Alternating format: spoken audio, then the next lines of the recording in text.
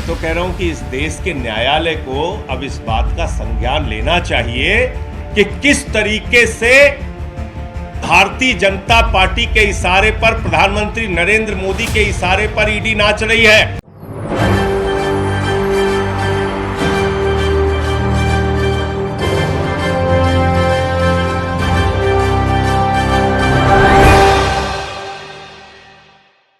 नमस्कार, SP9 news में आपका स्वागत है। मैं नाज़मीन खान।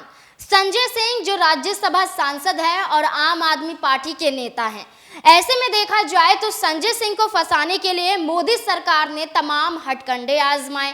ईडी सीबीआई की कार्यवाही उनके पीछे लगाए, गलत तरीके से चार्जशीट में नाम उनका दखल किया गया। ऐसे में यहाँ पर सिर्फ संजय सिंह के खिलाफ ही नहीं बल्कि अरविंद केजरीवाल के खिलाफ भी शिकंजा कसा गया। लेकिन यहाँ पर धराशायी हो जाती है ईडी की कार्यवाही। खुलासा हो जाता है कि ईडी सीबीआई जानबूझकर मोदी सरकार के इशारों पर काम करती हुई नजर आ रही है। लेकिन ऐसे में संजय सिंह ने भी बड़े खुलासे किए हैं कि अब यहाँ पर प्रधानमंत्री नरेंद्र मोदी मुंह छुपाते हुए नजर आएंगे। प्रधानमंत्री नरेंद्र मोदी अब अपनी ही ईडी के खिलाफ यहाँ पर मुश्किलें खड़ी करते हुए नजर आएंगे।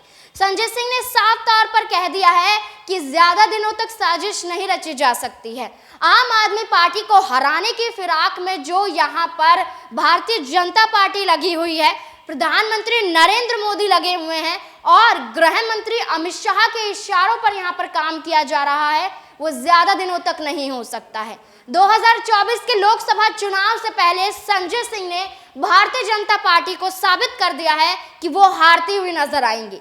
दिल्ली में एक बार फिर से आम आदमी पार्टी की सरकार बनेगी। दिल्ली में चौथी बार यहाँ पर आम आदमी पार्टी की सरकार बन सकती है, क्योंकि 3 बार यहाँ पर मुख्यमंत्री के रूप में अरविंद केजरीवाल चुने जा चुके हैं। ऐसे में जनता उनके कामों को पसंद कर रही है। ऐसे में आप ईडी सीबीआई की कार्यवाही लगवा दीजिए, मनीष सिसोदिया को जेल में डाल दीजिए, सत्येंद्र जैन के खिलाफ और भी कार्यवाही कीजिए ताकि वो जेल से बाहर ना आ पाए। लेकिन इनके बावजूद भी यहाँ पर ईडी सीबीआई की कार्यवाही कुछ नहीं कर सकती है। अब ईडी की सीबीआई जो यहाँ पर देखी जा रही है, ईडी सीबीआई, उनकी कार्यवाही अब प्रधानमंत्री नरेंद्र मोदी के खिलाफ होती हुई नजर आएगी और यहाँ पर प्रधानमंत्री नरेंद्र मोदी बेनकाब होते हुए नजर आएंगे। ऐसा दावा संजय सिंह करते हुए नजर आ रहे हैं। क्या कुछ संजय सिंह ने कहा है, देखिए इस रिपोर्ट में। एक और नई चार्जशीट फाइल हुई है ईडी के द्वारा और इस चार्जशीट को देखने के बाद मुझे प्रधानमंत्री जी की तड़प पर, मुझे फंसाने की उनकी चाहत पर हंसी भी आ रही है और तरस भी आ रहा है। और उनकी तड़प, उनकी मुझे फंसाने की परेशानी को देखकर मुझे ऐसा लगता है कि प्रधानमंत्री जी आप तड़पो मत। इतना ही ज्यादा अगर मुझे फंसाने का आपने ठान लिया है अपने मन में, तो एक फोन करके बता दो कि भाई मुझे कुछ मिल तो नहीं रहा है तुम्हारे खिलाफ, लेकिन मुझे तुम्हें जेल भेजना है। भेज दो जेल, हम चले जाएंगे जेल। लेकिन ऐसी झूठी कहानियां बना के अपने आप को देश के सामने उजागर मत करो प्रधानमंत्री जी। आपकी संस्था ईडी को कॉमेडी सर्कस मत बनाओ। मजाक बन गया ईडी और ईडी की जांच। और मैं भी सिलसिलेवार करके आपके सामने बताऊंगा। आपको याद होगा पार्लियामेंट में मैंने ईडी के खिलाफ आवाज उठाई कि ईडी का मिसयूज होता है, ईडी का दुरुपयोग होता है। उसके बाद प्रिविलेज कमेटी की नोटिस मुझे मिली। वो प्रिविलेज कमेटी की नोटिस का मैंने जवाब दिया है और वहां पर मैं प्रिविलेज कमेटी जब बुलाएगी मैं जाऊंगा भी। उसके बाद मेरा नाम चार्जशीट में गलत ढंग से शामिल किया गया तो मैंने ईडी को नोटिस भेजा डिफेमेशन का। फिर उन्होंने मुझसे गलती मानी कि साहब गलती से लिखना था राहुल सिंह, लिख दिया संजय सिंह। अब उनको अपनी बेइज्जती बर्दाश्त नहीं हो रही है। इतिहास में पहली बार ईडी को अपनी गलती माननी पड़ी, यह बर्दाश्त नहीं हो रहा है। तो आज उन्होंने क्या करिश्मा किया? उन्होंने भारतीय जनता पार्टी का एक नेता जो बीजेपी की टिकट पे चुनाव लड़ चुका है, अमित अरोड़ा, जिसने अपना खुद भाजपाइयों से एक फर्जी स्टिंग करवाया और उस स्टिंग को जारी किया, बीजेपी वालों ने उसके फर्जी स्टिंग को लेके प्रेस कॉन्फ्रेंस की, उससे एक बयान मेरे खिलाफ दिलवाया। और आप देखिए, बड़ा मजेदार बयान है, बहुत ध्यान से सुनिएगा। यह शख्स अमित अरोड़ा, जो बीजेपी के टिकट पे चुनाव लड़ चुका है, इसने पहला बयान दिया 6 सितंबर को,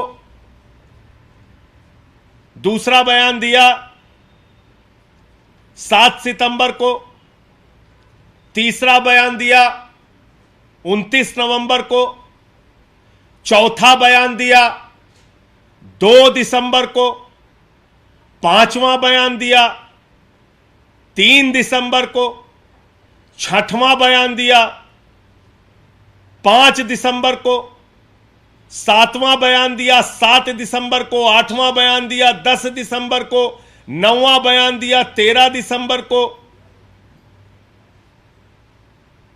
10वां बयान दिया 13 दिसंबर को, और उसके बाद बीच में निकल जाता है, बाहर निकलता है। और फिर इसने बयान दिया 27 मार्च को। मैं इतना अनजान व्यक्ति हूं, इतना गुमनाम व्यक्ति हूं कि अमित अरोड़ा जो 10 बार ईडी को बयान देता है, 10 बार, उसमें संजय सिंह का नाम नहीं लेता।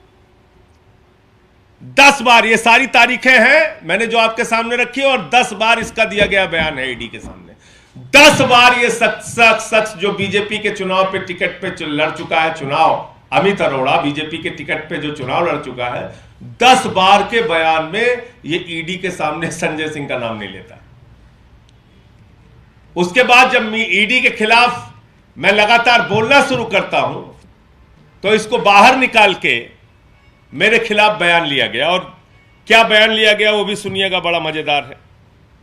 ऐसा बयान लिया गया जिसका इस शराब की पॉलिसी से कोई लेना देना नहीं। देखिए आप, ये चल रही है मोदी जी की जांच, ये चल रही है मोदी जी की कॉमेडी।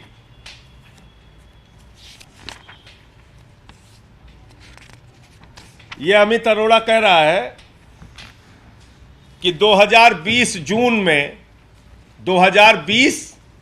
में जब ये शराब की पॉलिसी कहीं आई गई, इसका नाम ही नहीं था, कहीं दूर दूर तक इसका कोई लेना देना नहीं था। 2020 जून में इसने कोई एमयू साइन किया। विवेक त्यागी, अजीत त्यागी, सर्वेश मिश्रा उस मीटिंग में थे। दिनेश अरोड़ा और विवेक त्यागी के साथ मिलकर इसने कोई एमयू साइन किया, जिस एमयू का कोई अता पता नहीं।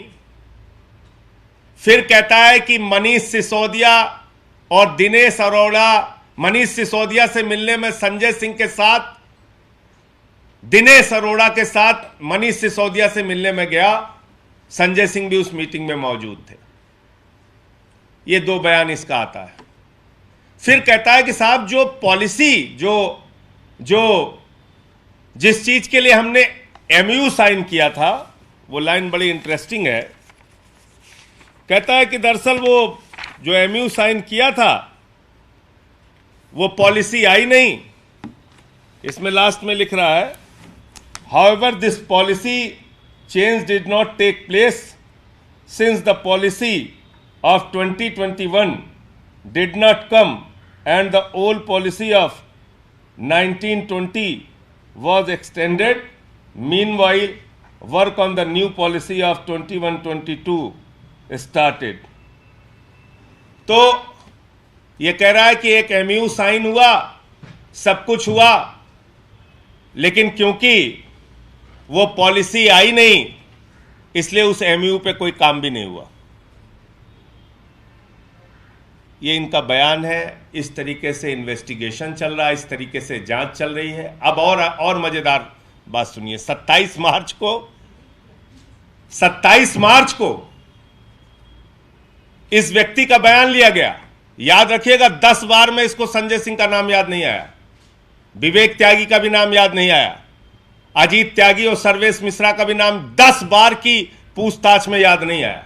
हमारे किसी सहयोगी का नाम याद नहीं आया, मेरा नाम याद नहीं आया, मेरे साथ ये मनीष सिसोदिया से मिलने गया था ये बात भी याद नहीं आई। 10 बार इससे पूछताछ हुई, मैंने सारी तारीख बता दी। जो व्यक्ति है 9 अप्रैल को उससे पूछा जाता है कि क्या कोई आपकी मीटिंग हुई थी संजय सिंह और मनीष सिसोदिया के साथ, तो दिनेश अरोड़ा कह रहा है नो नेवर। इससे पूछ रहे हैं कि have you ever met Manish Sisodia at his residence with Amit Arora. ये 9 अप्रैल को पूछा जा रहा है, 27 को अमित अरोड़ा का बयान है और 9 अप्रैल को इनसे पूछा जा रहा है कि have you ever met Manish Sisodia at his residence with Amit Arora. ये दिनेश अरोड़ा से पूछा गया 9 अप्रैल को, तो वो कह रहा है नो नेवर। ये भी इसी बयान में लिखा हुआ है।